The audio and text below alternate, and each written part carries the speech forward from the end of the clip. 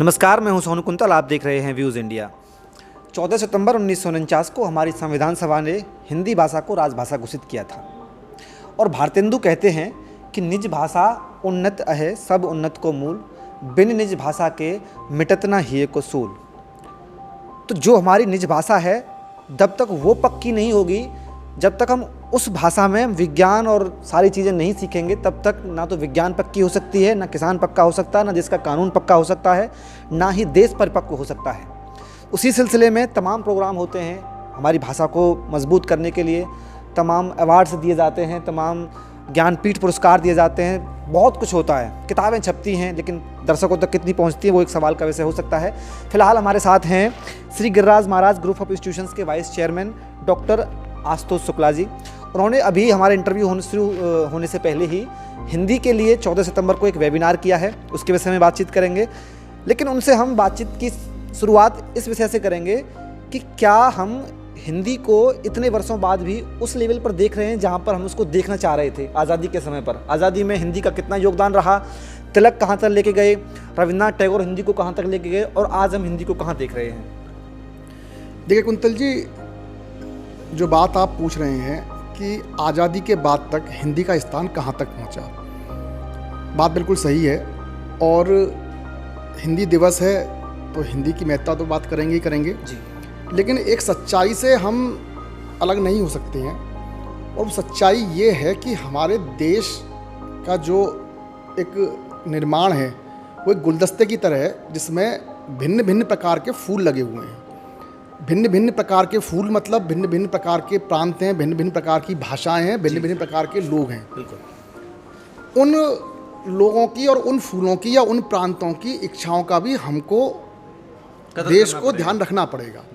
हम ये नहीं थोप सकते कि हिंदी पूरे भारतवर्ष में लागू हो जाए, क्योंकि दक्षिण भारत में जो दक्षिण भारत की भाषा है, चाहे वो तेलुगु हो, तमिल हो, कन्नड़ हो, मलयालम हो, जो भी भाषाएं हैं वहाँ की वो लोकल भाषाएं हैं, उनको भी प्राथमिकता देनी पड़ेगी। चाहे बंगाल की बंगला हो, चाहे गुजरात की गुजराती हो, लेकिन कहीं ना कहीं इन भाषाओं का मूल हिंदी जरूर रहा है। और हमें ये समझना जरूर पड़ेगा कि उस मूल को तो हमें संचित करना ही पड़ेगा। गांधी जी भी कहा करते थे जी, गांधी जी कहते थे कि जैसे अंग्रेज़ अपनी मातृभाषा को इस्तेमाल करते हैं, ऐसे हिंदी को भी हमें करना चाहिए, ताकि हिंदुस्तान आगे बढ़े और हम हिंदुस्तान को अलौकिक रूप में देख सकें। बिल्कुल। हिंदी को यदि हम अपने भाषा को सक्षम नहीं करेंगे तो निश्चित रूप से हम अपनी पीढ़ी को भी सक्षम नहीं करेंगे। आज जहां हम कहते हैं कि चीन बहुत आगे बढ़ रहा है, जापान बहुत आगे बढ़ रहा है, उसका एक बड़ा कारण ये है कि उन्होंने अपने पूरे कल्चर को, उन्होंने अपनी पूरी संस्कृति को अपनी भाषा में एक तरीके से ढाल दिया है। बिल्कुल ढाल दिया है उन्होंने। वहाँ आपको हर तरह की चीज़ें चाइनीज़ में मिल जाएंगी, हर बात चाइनीज़ में मिल जाएगी, हर साहित्य चाइनीज़ में मिल जाएगा। इसी प्रकार से हर जापान में हर साहित्य जापानी मिल जाएगा। लेकिन हिंदुस्तान में चूंकि बहुत लंबे समय तक अंग्रेजी सभ्यता का प्रभाव रहा है, तो यहाँ पर अंग्रेजी एक प्रमुखता के रूप में हो गई है। और यही कारण रहा है कि जो हमारे संविधान है उसमें हिंदी और अंग्रेजी को दोनों को बराबर स्थान दिया गया है। जी। जब कोई छात्र या फिर कोई रिसर्चर किसी विषय पर शोध करना चाह रहा होता है तो उसको हिंदी में मटेरियल नहीं मिलता है। जब किसी स्टूडेंट को मटेरियल नहीं मिलेगा तो उस पर शोध भी क्या करेगा। हिंदी में मटेरियल अवेलेबल हो, इसके लिए क्या कदम उठाए जाने चाहिए। देखिए, बहुत आपने सही बात पूछी, और इसी विषय पर आज हमने एक ऑनलाइन वेबिनार भी आयोजित की थी। और इसका मुख्य उद्देश्य ये था कि कोरोना काल के कारण आज जिस तरह का माहौल हो गया है, उसमें शिक्षण और बिल्कुल प्रशिक्षण का कार्यक्रम जो है वो पूर्णतया ऑनलाइन माध्यमों पर ही चला गया है। और ये ऐसा लगता है कि एक परमानेंट फीचर बन गया है। अब ये एक तरीके से आगे आने वाले समय में भी शिक्षण का जो कार्यक्रम होगा, शिक्षा जो होगी लगभग ऐसा ही रहेगा। हाँ, वो लगभग ऐसा ही रहेगा, चाहे समय सही हो जाए, लेकिन ऑनलाइन शिक्षण जो है वो सुचारू रूप से चलता रहेगा। लेकिन उस ऑनलाइन शिक्षण होने पर एक बात चीज़ समझ में हमारे आई कि भाई जैसे ही छात्र छात्राओं को ऑनलाइन शिक्षा देना प्रारंभ किया, वैसे ही बहुत सारी वेबसाइट सामने आई जहाँ पर कि शिक्षा का उस जिस संबंधित विषय में पढ़ाया जा रहा है उसका मटेरियल अवेलेबल है कि नहीं है। तो उसमें ये ज्ञात हुआ कि हिंदी का मटेरियल तो बहुत कम है। शिक्षक जब पढ़ाते हैं ऑनलाइन तो वो अपना ऑनलाइन पढ़ाने के बाद में स्टूडेंट्स को कुछ यूट्यूब के वीडियो, कुछ अन्य वेबसाइट्स के रेफरेंस, कुछ ऑनलाइन रेफरेंसेस देते हैं, लेकिन उन रेफरेंसेस में ये पाया जाता है कि उसमें तो हिंदी की उपलब्धता बहुत कम है, मटेरियल ही नहीं है। मटेरियल बहुत कम है, और जिसकी वजह से जो हमारे हिंदी भाषी स्टूडेंट्स हैं, जो स्पेशली हिंदी बेल्ट के स्टूडेंट हैं, हमारे पूर्वोत्तर भारत के हैं, पूर्वी भारत उत्तर प्रदेश के हैं, बिहार के हैं, झारखंड के हैं, उन बच्चों को बेहद उत्तर प्रदेश, उत्तर राजस्थान, उन लोगों को बड़ा मुश्किल का सामना करना पड़ रहा है। हरियाणा पूरा, जी बिल्कुल, जो स्पेशली हिंदी बेल्ट है उसमें बड़ी दिक्कत का सामना करना पड़ रहा है। और इस बात के लिए हमने आज अपनी सेमिनार में जो हमारे प्रमुख वक्ता रहे वो Ras Bihari ji, national journalist association of India जो है उसकी राष्ट्रीय अध्यक्ष हैं, उनसे कहा भी कि भाई पत्रकारिता में इस तरीके से बात उठाई जाए कि हिंदी का जो मटेरियल है वो उसकी उपलब्धता बढ़ती जाए, आगे बढ़नी चाहिए। पत्रकारिता की आप बात बीच में लेकर आए। पत्रकारिता के लिए एक नाम आता है लुटियंस जॉन। तो हम 2014 के बाद में, हमारा यहाँ किसी पार्टी से संबंध नहीं है, लेकिन फिर भी मैं जानना चाहूँगा कि 2014 के बाद हिंदुस्तान में जो दर्शक वर्ग है वो लुटियंस जॉन से कितना बाहर निकला है, कितना हम जो अपने रूरल पत्रकारिता है उसकी तरफ, हम हिंदी की तरफ कितना बढ़ रहे हैं पहले के बीच?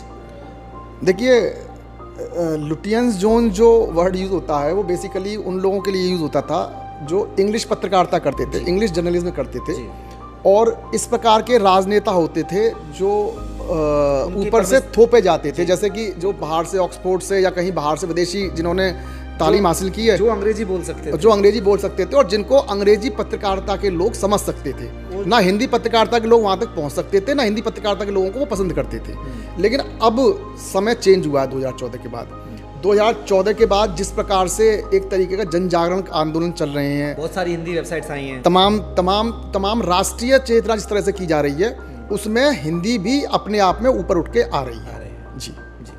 तो क्या अब हम कुछ आने वाले वर्षों में ये देख सकते हैं कि हिंदी ना सिर्फ किताबों में बल्कि वेबसाइट्स पर तमाम, हम देख रहे हैं कि सरकार की वेबसाइट्स भी दोनों वर्जनों में हैं, हिंदी इंग्लिश दोनों वर्जनों में कर दी गई हैं, तमाम इंस्टीट्यूशंस की वेबसाइट्स भी दोनों वर्जनों में कर दी गई हैं।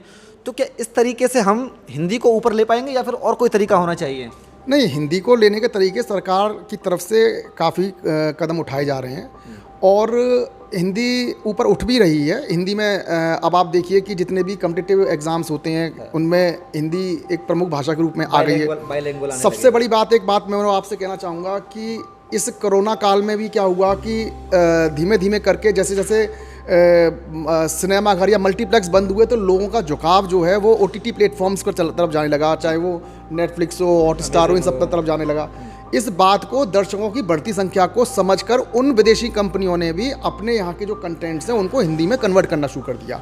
और आज की तारीख में आप देखेंगे तो इन जो OTT प्लेटफॉर्म्स हैं जो ज़्यादातर विदेशी मालिकों से संचालित हैं, विदेशी कंपनियों के हैं, इन पर आपको 80% से ज़्यादा हिंदी कंटेंट मिलेगा। तो ये एक बड़ा, मुझे लगता है कि एक बड़ा परिवर्तन है और एक हमारे लिए एक सूचना भी है कि देखिए, जब वो लोग समझ सकते हैं कि हिंदी भाषियों की, भारतीयों की एक छूने की, उनको हिंदी का एक माध्यम इतना प्रभावी हो सकता है, तो हम लोग क्यों नहीं अपनी और भाषा और जो प्रशिक्षण के कार्यक्रम हैं, हमारी शिक्षा के अन्य कार्यक्रम हैं, उनमें हिंदी को आगे बढ़ाते हैं। तो जो प्रकाशक हैं, मुख्य तरह से जो किताबों का प्रकाशन करते हैं, उनमें क्या था कि पहले ज़्यादातर किताबें, आप कुछ किस्से, कहानियाँ, कविताओं, किताबें छोड़ दीजिए, मुख्य कंटेंट राजनीति शास्त्र हो, विज्ञान हो, रसायन विज्ञान हो, भौतिक विज्ञान हो, भूकंप विज्ञान हो, ब्रह्मांड विज्ञान हो, इन पर कंटेंट अवेलेबल नहीं था। तो इसमें राइटर्स की गलती थी या प्रकाशकों की गलती थी या फिर रीडर्स की गलती थी जो खरीदना ही नहीं चाहते थे हिंदी में?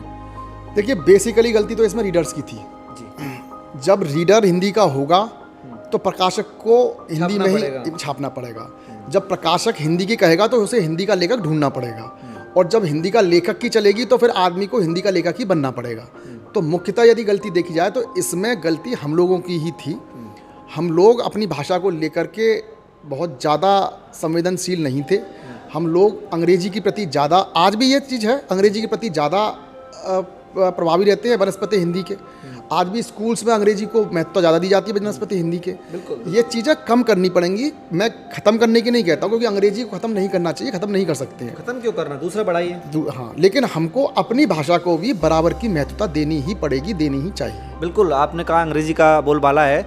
किसी भी शहर में आप ब्रिटिश इंग्लिश और अमेरिकन इंग्लिश के बड़े बड़े कोचिंग इंस्टीट्यूट इंग्लिश सिखाने के दावे के आपको दिखेंगे, लेकिन हिंदी का मुझे लगता है पूरे हिंदुस्तान में कोई कोचिंग सेंटर ना हो कि मैं आपको हिंदी बोलना सिखाऊंगा।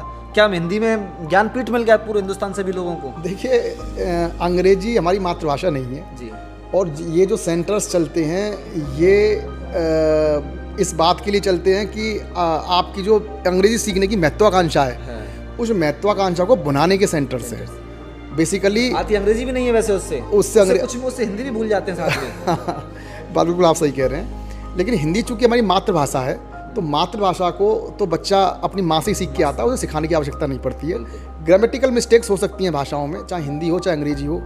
हम भाषा बोलते हैं तो भाषा में एक यदि उसको हम उसकी उसके ग्रामर पे जाते हैं तो ग्रामर में कहीं ना कहीं हम गलती कर सकते हैं, लेकिन भाषाओं का वर्तनी की गलती होती है, लेकिन भाषाओं के रूप में अभिव्यक्ति मातृभाषा सीखने की जरूरत नहीं होती है।